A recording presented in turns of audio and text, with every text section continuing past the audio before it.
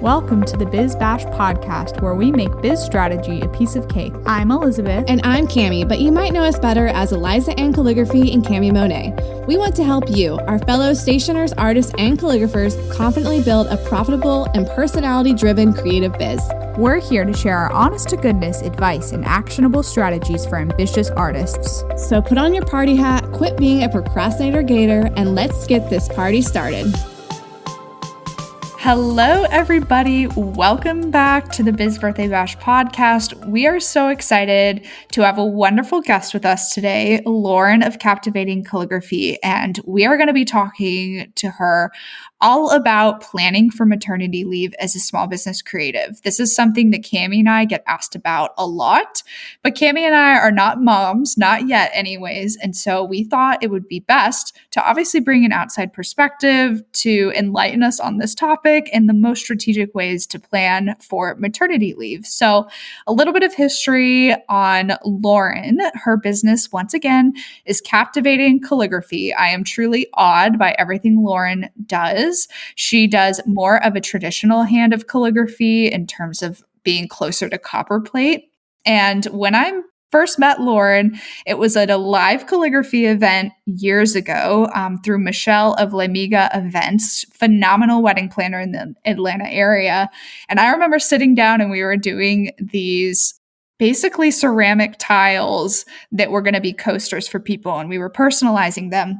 And I remember watching Loren personalize the ones she was doing for all the people in line and being just completely awestruck. I was like, this girl is amazing. Like, I want my calligraphy to be as good as her someday. And so I was just totally inspired by her. And ever since, we have stayed in touch and followed each other on social media. So it was really exciting for me to finally reach out to be like, hey, I would love to have you on the podcast. So without further ado, welcome, Loren. We are so excited you're here today. Hey guys, thank you for having me. Yes, of course. Will you do our audience the favor of introducing yourself really quick, and then just tell us how you fell in love with stationery and calligraphy in the first place, and basically how you ended up to where you are today? My name is Loren Chesnut from Captivating Calligraphy. I began doing calligraphy around the summer of 2014, and it was really just a result of trying to find a hobby for myself. I was very used to doing a lot of things with my husband, playing golf, tennis, and things like that. So I was just looking for something to do for me during my own me time. And one of my good friends, I was sitting around talking with her, and she reminded me that I've always kind of had an interest in calligraphy. So she gave me the extra nudge to give it a try. That same week, I got online and started ordering supplies and watching YouTube videos. And just because I started sharing a few pictures of my progress and my practice on Instagram, people started messaging me, asking me to do little projects for them. And so I did a lot of free projects at the beginning. And then I just kind of took off from there. And then I think that it might have been the same summer or a little bit later, a few months later, I created like the LLC and things like that, and kind of got everything legit and official. I have to say, you were probably on top of getting an LLC done and ready a lot quicker than most people. So I commend you. We are impressed. You have it together. You're the perfect person to talk to us about maternity leave. So to ask a little bit about that too, Loren, when you started your LLC, because this is something that really trips up creatives a lot in the process of getting a business started. Did you just go to the local office within your county of Georgia, or did you use LegalZoom or some sort of online service to help you? I went to the office and did it. And to be completely honest, my husband also helped me with it because he already had an LLC. So what we actually did is, my business is actually currently a DBA under our existing LLC. So we have a few other businesses between the two of us. And so that's kind of the route I went to get started. Yeah, that's perfect and super smart for sure. People get really hung up on the fact that it's like their LLC has to be named the same as your business, but you could have like Banana Pancakes LLC and it wouldn't matter. As long as your business is legal, that's the key thing. Yep. And it's so funny because I just like refiled all of my paperwork with the state of Georgia. Yes. And I moved just far enough to be outside the city of Marietta. So I had to switch from the city of Marietta to Cobb County and redo all my paperwork. And I was like, this is just so fun for starting out 2021. Oh, wow. Oh, wow. Yeah. Luckily, though, it really is relatively easy. Like if you reach out to people at your local counties and offices, and I've discovered that people are really nice about helping people figure it out. I mean, that's what they do every single day. So if you're nice to them, they're nice to you. Yep. It's so true. And Loren, when you started your business, did you already have your two girls? I don't know how old they are, so I wasn't sure. I did not. So Okay. we have two little girls. Let's see. So I started in 2014. Our oldest was born in August of 2018. And then we had our youngest January of 2020. So the girls came much later in business. So yeah, no, I didn't start my business with kids. Okay. Oh, they're little. They're little ones. I love it. The youngest just turned 1 on Sunday. oh, congrats. That's so fun. I feel like that's such a fun age too, like right at that point of life. It is. It is. Fun and challenging. Oh, absolutely. And this is part of the reason too that Loren, I really wanted you to talk to our audience because you have the experience of starting your business and your business being your so-called baby, right? For like the years up to having actual children. And so this is a little selfish of me too, is that I personally want to learn from you so that I can manage that transition someday. Because obviously, I think starting a business in the midst of having a family looks a little different than it does if you're transitioning from not having kids to then having them. Correct. Yeah. Y'all know we are big on protecting your booty and your biz. So we want to tell you all about our secret weapon for mailing invitations for your clients, the USPS mailing agreement. It takes the personal emotions out of stressful situations and lets your clients know exactly what will happen when their invitations go out the door, and it covers you in case anything goes wrong, which, let's be honest, it probably will. I mean, we love you, USPS, but you pray, okay? Honestly, we've kind of realized that putting a small shipping clause in your contract just isn't enough.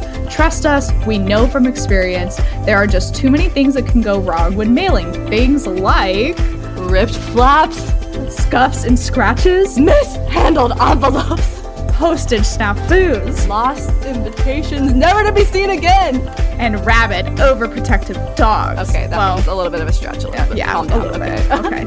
Anyway, the point is, all of these are things that you cannot control. So why leave the burden of fate up to the United States Postal Service? Protect yourself with our mailing agreement so your client understands exactly what could happen to their invitations in the mail and how those situations are handled. If you've been scared to mail on behalf of your clients, this is the tool you need to add that next level service to your stationery biz. Go to bizbirthdaybash.com/shop to purchase your copy today at $97. This is a steal. Seriously, you can't live without it. It's true. Go get it now. So a little more to just about your business, because obviously you are a mother, but you're also a business owner. And so we would love to know a little more history just about you and how you got started. So what was your first ever calligraphy project that you were paid for? And then over time, what's the best calligraphy job you've ever received? So the first paid calligraphy project that I've had, if I can remember correctly, it was a family member who wanted a few like short quotes written out in calligraphy, but she also wanted them to be able to print them on apparel items and on her blog. So not only was it like my first paid job, it was also the project that forced me to learn how to vectorize my calligraphy. So that was a challenge in itself. I did overcome it. But that was my first paid one. And it turned out great. She loved it and everything like that. Let's see, the biggest calligraphy. I don't really know what my biggest calligraphy job has been. Well, I guess the one that comes to mind is probably it was probably like 150 or 160 invitations. Well, it was an envelope addressing job. And I had to hand address all of the outer envelopes, the inner envelopes, the RSVP envelope, and the return address on the RSVP. Oh my gosh. No, thank you. No, thank you. I will pass. Everything was handwritten, hand addressed. So that's the kind of one that sticks out as far as like dollar amount. I don't know. I feel like, to be honest, the more that I am investing in my business with, I guess like in the skill area as well as like the business side of things, I do increase my prices to kind of reflect that value that I'm giving to my clients or providing to my clients. So from a dollar perspective, I feel like it kind of just gets kind of bigger as time goes on because I am providing more value to the client. So I don't really have one that sticks out like that. Okay, that is amazing though that you did that many, and I really commend you because even for me, just doing like 150 envelopes of just the guest address is hard enough. So Yes, yes, but you have to break it up. oh man, I can't imagine. And so, speaking of like adding value onto your work and increasing your prices, what did you used to offer back in the day that you no longer offer now? Because I think a lot of different creative business owners go through this transition, and it can happen really quickly sometimes too, where you realize right away, that you don't want to do a certain type of project. So, has there been anything over the years that's really shifted and changed for you? Yes, the main thing or the biggest one that I could think of is like mirror seating charts and signage. I no longer offer that at all. At the beginning of my business, I used to kind of take on any kind of project that fell in my lap pretty much because, you're trying to build up your portfolio and kind of get that experience. But over time, I've been able to only accept the projects that speak to what I like to do or what I enjoy doing. And signage is no longer one of those things. Mirror seating charts, I don't care to do that anymore. And I really don't enjoy like especially the bigger ones that are kind of bulky and then you have to like drop it off or deliver it and pick it up and coordinate that side of it. I don't enjoy that either. I feel like this is such a niche example. It's very specific one that we were like, I am never doing this again. You know what I mean? You just have like that one experience with something like that and you're like, that's it. That's the final straw. Yeah, and I did quite a few of them. And even to this day, I still get inquiries for that type of project, but I usually just refer them off to another calligrapher or someone that I know does signage that's local to Atlanta. Loren, I am totally in the same boat as you because I made like a really big deal at the end of 2018 when I was like, and I'm not taking signage anymore. And I like posted all about it all over social media and was like, I'm retiring. Like, made a super big deal out of it because the amount of work that goes into those, it's like, it's almost. Yeah, and it's hard to justify it from a profit standpoint sometimes. Like your margins are so thin. Mm-hmm. No, I totally agree. Yeah, and just the breakable aspect. It's just a lot. So yeah, so Loren, you also have letterpress as part of your business as well. So can we switch gears a little bit? Switch gears, talking about letterpress. Okay, and talk about the story of buying the press and how you learned that. Sure. So let's see. I think it was 2016. I had a client who wanted me to design personal stationery for them. And so she also knew that she wanted letterpress. So I did some research trying to find a local letterpress printer and came across this one girl lady. And she was actually local to Atlanta. She actually lived like less than 15 minutes from me. I reached out to her to get a quote and just to kind of learn a little bit more about the process because I was new to letterpress myself. And she invited me over to her home where she actually she had all of her presses in her garage. And so she invited me over to give me a tour of her letterpress machines. And I was there for probably 2 or 3 hours just learning about letterpress. And she was just very helpful. And so we did that. And then she ended up printing the order for me. And then I was sold on it that day. And so I came home and I told my husband about these huge antique machines that she had all in her garage and I needed one. And so like a little time went by, and then I started looking for presses online on Craigslist. And I think it might have been a year later, I found one on Craigslist and it was a lady selling it because she no longer printed. She made like a few print jobs, herself, and then she kind of like gave up on it. And so we drove an hour to Dahlonega to pick it up. And the story in itself on how we got it from her basement to my basement is a story like none other. It was literally myself, my husband, and 2 of our friends from church. And those things, ours, the one that I have is like 1,700 pounds. And it was just us 4 that was able to move it. And oh my gosh. I wish I could see you guys right now, or you could see me, but like how our house is made, you go down on the side of your house and then you go behind the house to get to the garage door, not the garage door, I'm sorry, the basement door. And it's like a little hill. So here we are trying to push and pull this letterpress machine on like one of those dolly things. And, oh my gosh. and so all of my research that I did about moving or relocating a letterpress, it says, if it ever tilts over, you don't try to save it. Like you move out of the way and the press is just gone. Like you never try to save a press.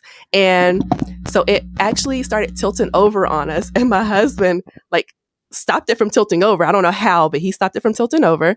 And then we were able to move it around to the back. But it took us literally all day long to get it into our basement. So we picked it up in Dahlonega around 10 a.m. that morning, and we didn't finish till like almost 4 o'clock p.m. That's how long it took us to get it from my driveway to the basement.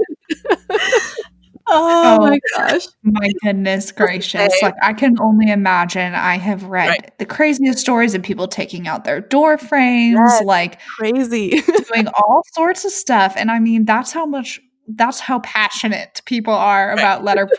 I love it. It's like, I will take my house apart to get this machine to fit. Exactly. And they're massive. They're super heavy, but we managed to get it in. But then about a year went by before I actually touched it again. So of course I had my husband in my ear, was like, we did all that work to get the press in the house and moved, and you haven't used it yet. So about a year later, I did take a letterpress workshop here in Atlanta in person. It was like a few months after I had my first daughter. And that was like the game changer, because after I took that class, I was much more confident in what I was doing with it, even though I had watched a lot of videos. But prior to that, but just doing it yourself and kind of like getting that hands-on practice made a world of a difference for me. And then that's when I kind of started offering the service. That's awesome. And encouraging to people too. I think that it's okay to set your sight on something and then let it rest for a time. Like, even though you didn't get to it in the first year, you got to it eventually. And there's nothing wrong with like your story taking longer than someone else's. Because I think anymore in our culture, there's always like this rush of do it now, like get it done. And that's not always how life works. Like life throws things in there that we have to deal with and other priorities that we have. Right. And I wanted to ask you too, Loren, by any chance, is the woman's name who you went to like see all the machines in her garage, is it Claire? Yes. Yes. I also went and like shadowed her basically to see. Yes, I did, because my friend Lauren Barnes, who's a photographer. Yes, Loren. Yeah. Yes, is good friends with Claire. And she was like, well, Elizabeth, if you're interested in letterpress, like maybe my friend Claire would give you a walkthrough. And so this is so funny because I know like exactly the space you were in, all the machines you were learning, like her whole setup. And I was like, what other woman in Georgia has a bunch of vintage machines in her garage? Like, it must be Claire. Yes, small world. Oh my goodness. Yeah, because when I did the tour at Claire's print shop, she actually showed me some pieces that she had just finished printing for Loren Barnes. Yes, that's okay. We must have been there around similar times. And I'm trying to remember like the year that I went to see her do all of this, but she had also like just printed things for Loren recently. So we must have been there within like, I want to say weeks of each other. It must have been like the same summer or something. That is too funny. That is hilarious. It's such a small world. I mean, when people are interested in letterpress, I feel like just things kind of like overlap, because it's so niche. So everyone kind of ends up knowing everybody. Yeah. I do feel like it is becoming a little bit more popular now, because even now when you're looking for presses to purchase, the prices have gone up. And that's another reason I went ahead and purchased mine, because I actually purchased mine for $1,500, and other ones that were selling were like much more than that for the same like model and things like that. So now even when I'm looking at the same press that I have, like you're going to spend a lot more. Yes. Because people are wanting to learn it and start offering the services in-house as well. Yeah, I would have probably snatched it up too, and I have no intention of using a letterpress, but just for that, I'd be like, "This is a steal. We got to get this. We can flip it." And it's an antique, so I mean, they're just so special. I know if I came across one, I'd 100% buy it. Like if I just happen to be like at an antique store and they have one like at a good deal, I know I would end up buying it for like absolutely no reason. Well, this is a super, super random story, but when my husband and I went to Montana for our anniversary trip, we stopped by this super odd and funny museum. It was called like the Museum of America. And it was just like someone whose hobby was to collect a bunch of antiques. They had a whole entire shed that was like full of printing stuff. And I was geeking out. And like, of course, my husband is like, I don't get what's happening here. I was like, well, this one does this and this does this. Like, I wish I could just buy it and take it all home with me. Like, really, really You buy anything? cool. No, I mean, because it was like a museum, I don't think they would Oh, even right. consider selling it, but it must have been donated by someone at some point. It's so funny because the history of the museum is hilarious. I think it was just like a couple people in the middle of, I wish I could remember the name of the town. It's on the south side of Flathead Lake and Polson. I think it's Polson. And this is where this museum is of just this gentleman who has collected basically anything that anyone will donate. So one of the sheds that he had on this property had printing stuff in it. And I thought it was super cool. Gotcha. Okay, so back to our topics and our questions. As you have grown your business since 2014, what do you think the biggest barrier and challenge that you have faced is? I would say probably time and balancing it all. When I first started my business, I was actually working in corporate as an IT help desk manager. So I had a full-time gig, and I'm still very active in our church. So I actually serve alongside my husband as directors of the creative arts and media ministry at our church. So both of those by themselves are very time consuming. So I think the biggest thing was just time. And then, of course, trying to carve out time for, just one-on-one time with my husband outside of serving or working and things like that. And then, of course, my own me time. I think that was probably my biggest challenge at the beginning. And as I'm talking out loud to you guys, this is still a barrier that I have. I'm sitting here saying this out loud, and I'm like, okay, I still face this barrier. Now it just looks different because I'm kind of being pulled in another direction as a mom too, and that's split between two little kids. So I think one of my biggest challenges, or I don't even know if I want to call it a barrier, but it is a challenge, is the time management piece of it. So just saying that out loud, that's still a everyday challenge. You're like, and I just called myself out. Great. It's honesty hour here on the podcast. It's fine.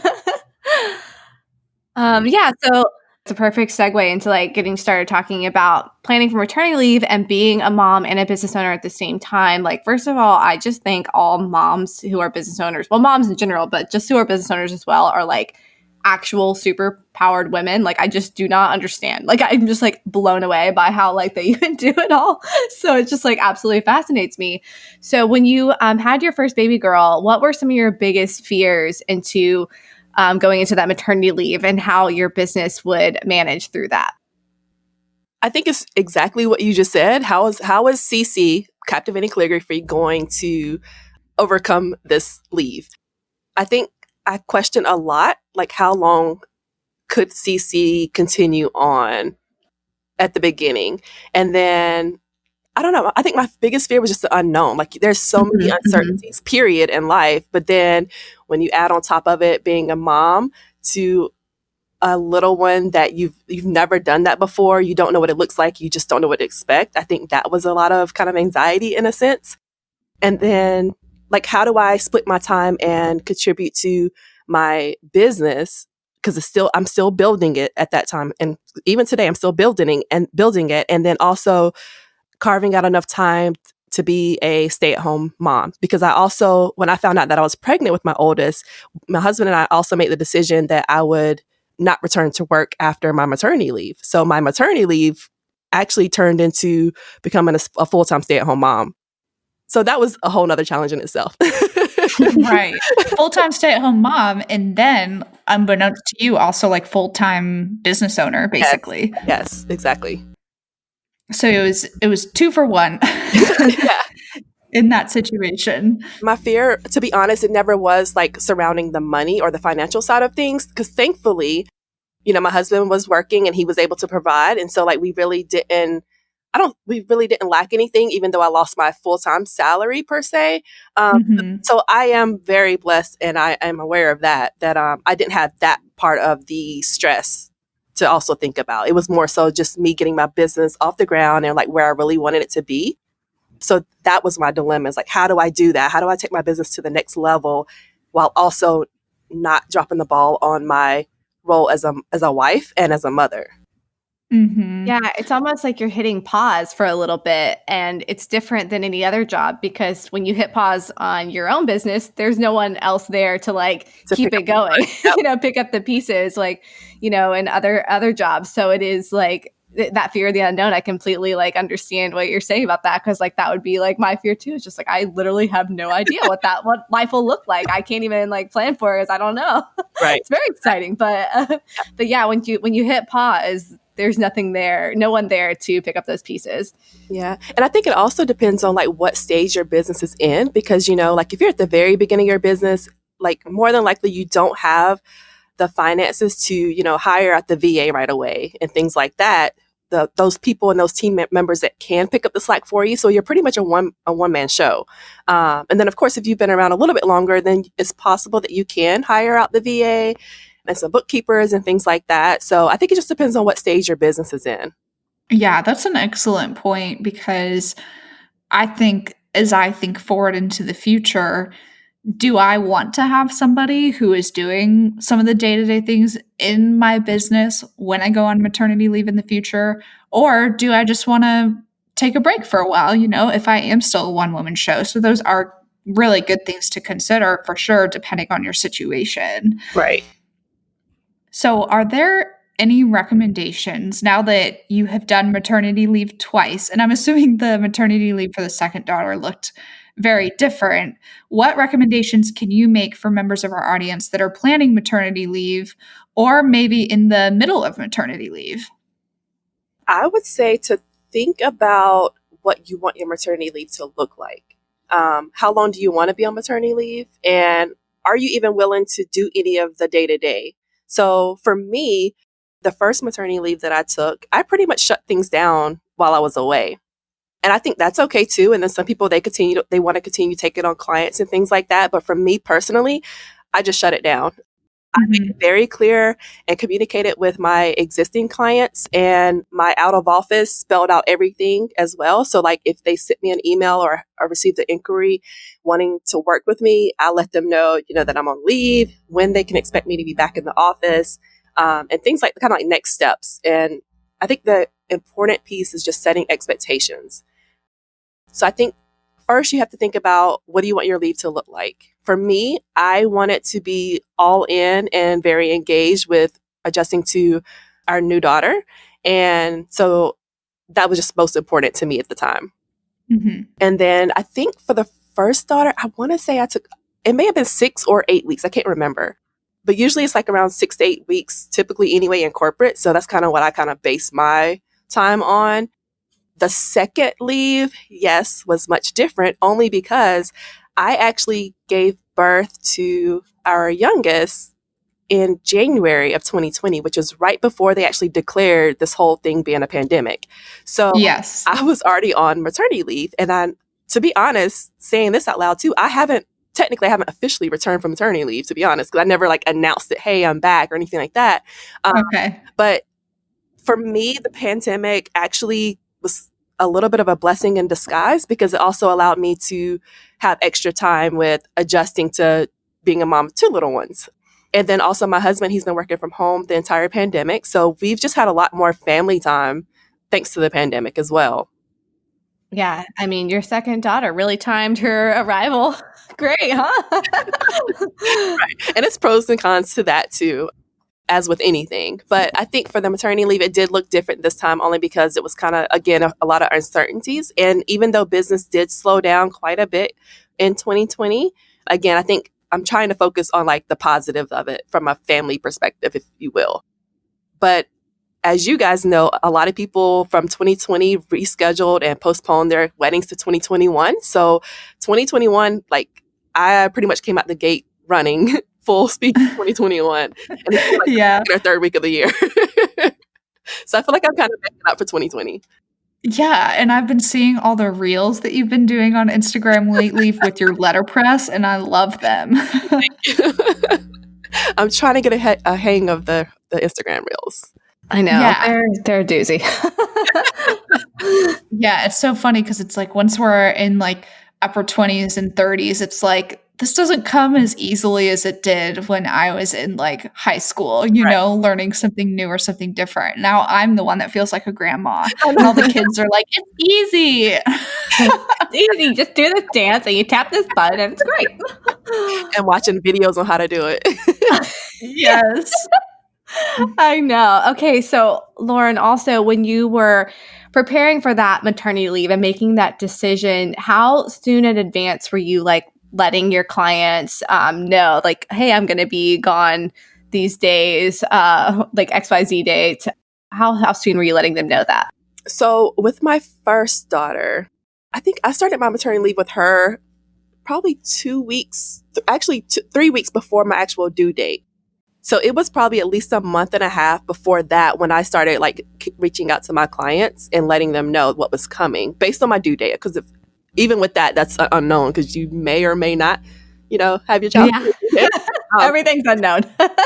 And so she actually came a whole week after my due date. So I started pretty far in advance. I say like a month and a half, letting people know. And then, of course, the one thing I did do differently this last time is I actually announced it on social media that I was on maternity leave as well. And I've had conversations with a few people and like they let me know that they saw on Instagram that I was on leave. So like it was kind of, I think the more you kind of put it out there or like let people know expectations of when you'll be back, I just think that's a very important piece to it as well. You don't want someone to, submit an inquiry with you and then there's like crickets. So I'm very big on like responding in a timely manner and things like that. So again, the out of office for your emails is definitely a big part of it.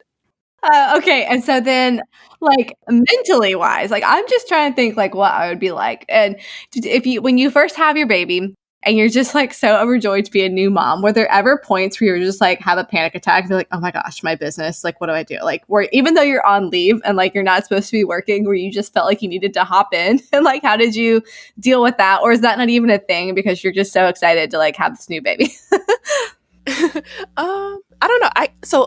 I can't speak for other moms, but for me, I don't know. I really didn't think about it like that. Like, of course, I picked up my phone and like scroll Instagram and things like that. But like, I was not pressed at trying to take on any projects or anything like that. Like, of course, I monitor my email box or my inbox and things like that. So like, of course, if like something came through and it was like a dream project or dream client, I'll respond like, hey, I'll be back on this date or whatever. Excited to work with you, blah, blah, blah. But for the most part, I was just so not overwhelmed, but like my head was down in the baby. So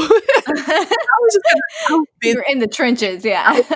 Trenches. So like the business really did take a backseat in my mind, or at least I like to say in my mind. Yeah. And that's how I kind of imagine, at least from what I've like heard from so many people, is that your baby all of a sudden becomes your whole world, and it's like everything else kind of fades away a little bit, and just priorities shift and change so much. Yeah. Which is actually a perfect lead into our next question for you, is just how has your management of your business changed now that you and your husband have kids and now that everyone is at home? That is true. Okay, so my biggest thing that has changed or I've tried to implement more is I rely heavily on workflows now. I'm a Dubsado user and yeah, so I've been using Dubsado for a few years now, actually, but it wasn't until after I had Olivia, our first one, that I really started, I got to figure out these workflows. I have to use them. I have to like cut down on some of I'm calling it like the fluff behind the scenes, just to make my life easier and to improve on the client's experience as well. So my biggest thing I would say is workflows and kind of automate a lot of stuff in the background. Very, very smart for sure. And it's like, for anyone who's listening to that, go ahead and just figure out your workflows now, because then that'll make it way easier for you in the future. Yes. And also just sticking to boundaries. So, I'm very big on, or I try to be, when my girls are awake, they're very routine kids. So, their nap times are scheduled and things like that. So when they're awake, I try to be present with them. But then when they're napping or in bed at night, that's kind of like client work time. And every now and then, of course, I need to respond to an email during the day or something like that. But for the most part, I'm trying to be very intentional about setting boundaries and communicating boundaries at the beginning when I'm onboarding a client. So like in their welcome packet and things like that, I'm very clear about best ways to reach me and office hours and things like that. And I'm sure you're probably a lot more efficient with your time too, since there's only so many hours in a day you get to squeeze something in. Yes. I know. I loved our conversation as we were trying to plan out the time for recording the podcast. I'm sure you don't I hope you don't mind me sharing. I don't mind. When you're like, well, the girls nap from like 1:30 to 3, so I'm sure I could fit something in at 2. And I was like, let's do it. Let's take advantage of that time when they're down and they're sleeping. And so I'm curious, do you have like a little monitor next to you right now to kind of like keep tabs? Yes, I'm watching the youngest one on the camera right now. Oh, so sweet. Like, serious. Yeah, like our previous episode that we recorded before this was all about like trying to figure out how to run our day better and be efficient with time. And from the sounds of it, it sounds like we just need to have kids because then we will be so efficient and getting things done as quick as possible. Yes, I feel like for me personally, like having kids taught me how to make a way out of no way. Yes. Oh, that is such a great line. How to make a way out of no way. I'm going to make a little mental note of that. Yes, keep that in mind. Yeah, I love that. It really is so true. Like I see all these other women that I look up to and when they have kids and I'm just like, and they still keep going. And in fact, it seems like their business continues to like flourish even more than ever. And I'm like, you have less time. How does that work? But it's like, you become so focused and like, it's not like you lose time, you just gain time in a different way, if that makes sense. Like that's from what it looks like an outside perspective. Like obviously we have no idea what we're talking about because we don't have kids. I am inspired by those women. Those are the women that I look up to. Yeah, I'm just like, I just love it. It like makes me so happy. I'm like, we really can do it all. Like it's so cool. Yeah.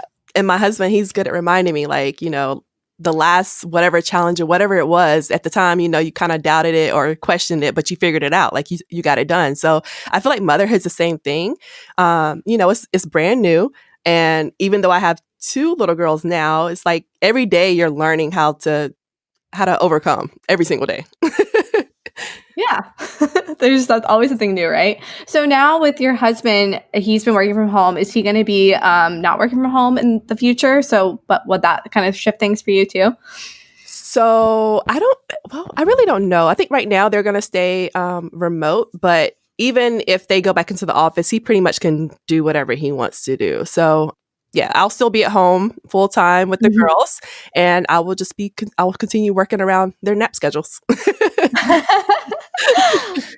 That's the way to do it for sure. And then when you came back from either your first or your second maternity leave and like hopping back into work and into the business, was there like a tough period of time for like mindset shift or just like getting back into the swing of things, like a little bit of a transition period, or were you just able to like hop right back in with no hiccups? No, I would say there was a little bit of a transition, and for me, more so from the standpoint of the skill set.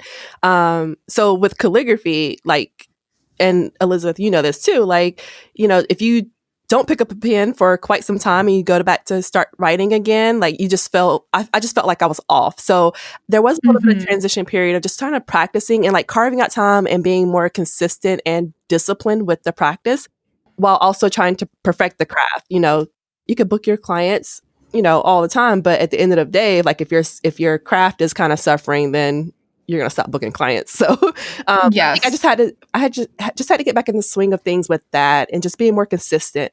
And I'm actually doing this lettering challenge right now on Instagram where every day you have to write out this word that's been specified or whatever. And that has helped me just being more consistent on social media, because one of my challenges is when I'm working on a client's project or something, my first thought isn't, hey, let's take a picture and snap this so I can put it on social media. Like it's hard. It's like I'll end up delivering an order to a client. And then after I've given it to the client, I'm like, I didn't take any pictures of it. Yep.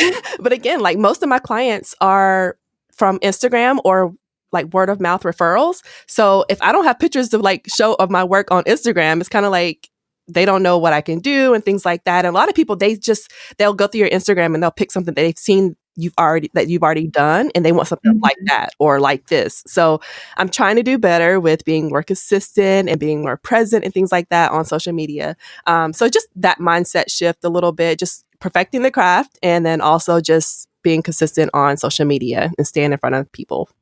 Yeah. And like, that's the thing is like, as a creative, when we're doing things like calligraphy or painting, like, it's not like we can just go in and work at like 2 a.m, slumped over on the couch, you have to like get set up and like prepare, like, and it's like hands-on. You have to be very focused. Like, it's a lot more of a different type of getting back to work than just, typing on a computer or something like that. Like you said, you can answer emails and get back to clients all day, but then doing the work is like, you have to carve out that time, and it's like undivided time. And so it's a little bit different. Yes. I do most of my practicing and client work more so at night after the girls are down. So I still have like boundaries set up with client communication. So like I answer emails and things like that. I might type up the email at night, but I have it scheduled to go out the next day during business hours, if that makes sense. Yes, very smart. I have definitely done that before. I think I use like Boomerang and Gmail, and then it's just like I just schedule it for later. So if I'm answering them late at night, it doesn't look like I'm answering it late at night. Right. Which is very clever and sneaky, and I love it. Okay, so our last question for you today to kind of wrap things up. You did talk about 2020 a little bit being that blessing in disguise because you had your second girl and you were able to take a step back and spend more family time. So how did 2020 reshape your business, and what do you want to do more of in 2021? So I would say 2020, the time that I did put into the business when I didn't have client work, I was really focused on like the back end of my business again, like I mentioned earlier, like the workflows and things like that, but just kind of working on ways to improve my client process. I had my contracts reviewed by a lawyer and things like that to, of course, reflect COVID and all this other stuff. So things like that. And then just I also took a class or a course with this lady named Crystal who she teaches everything Dubsado workflows. And so that was awesome. I'm still implementing things that I learned from her as well. So I think from a reshaping my business perspective, I think I just really focused on the back end of it. Not necessarily things that are like front facing, but things on the back end that would make it a better experience for my clients. And then for 2021, I would love to do more custom invitations and letterpress. That's kind of what I don't want to say I'm focused on, but those are the things I'm really trying to put on the front of my business. And then I don't really have anything that I want to do less of because to be honest, the projects that I'm taking on now is exactly what I want to be doing. So I don't really Perfect. I really don't have anything that I don't want to do from a project perspective. Of course, like the admin side of things and all the other hats that we use that we wear as creatives. Of course, some of that stuff, hopefully I can delegate off and kind of outsource as the year goes on. But from a project perspective, I don't really have anything that I want to do less of. Well, that's a great place to be in, to be honest. It sounds great. It sounds like you need to get those little girls some calligraphy pens and get them started early and then just have a calligraphy army 5 years from now. I love it. And I'm going to have to show them how to clean off the press too after print jobs. Yes. Well, thank you, Loren. This has been awesome, and we have loved having you. And honestly, you just sound so calm, cool, and collected. Like, I just can tell you're a great mom. I hope I have it together like you do, because you just seem like effortless. Like, you really give off that vibe. So we learned a lot from you today about preparing for maternity leave and what that looks like. And honestly, you just like I said, you seem so effortless. Like, I'm not afraid at all. So thank you. And also, we need pictures of your baby girls. So, because I stalked your Instagram, there's only like one. So I'm going to need Okay, yes, please do. And thank you for joining us on the podcast. And then let us know where we can find you on social media. Yes, on Instagram, you can find me at captivating.calligraphy, and I'm on Facebook, Captivating Calligraphy, and then my website is www.captivatingcalligraphy.com. Yes. And your website's gorgeous, by the way. I was poking around on it earlier. Her website wow. is so professional. I love it. It is Thank you. fancy. I was like, gosh dang, girl, this is high end. Yes, I love it. Whiskey Red, they did my website a couple of years ago. I did a big rebrand. So they're also Looks good. website or branding. Major props to them and to you. So thank you for coming on this show. Thank you for having me. This was fun. Good. I'm so glad that you enjoyed yourself. And like Cami said, we loved having you. So for those of you listening today, please go and give us a rating and a review on iTunes. We would love to hear from you about just what your favorite parts of the podcast have been. So please give us 5 stars and write out what you love, because it really helps other creatives find us.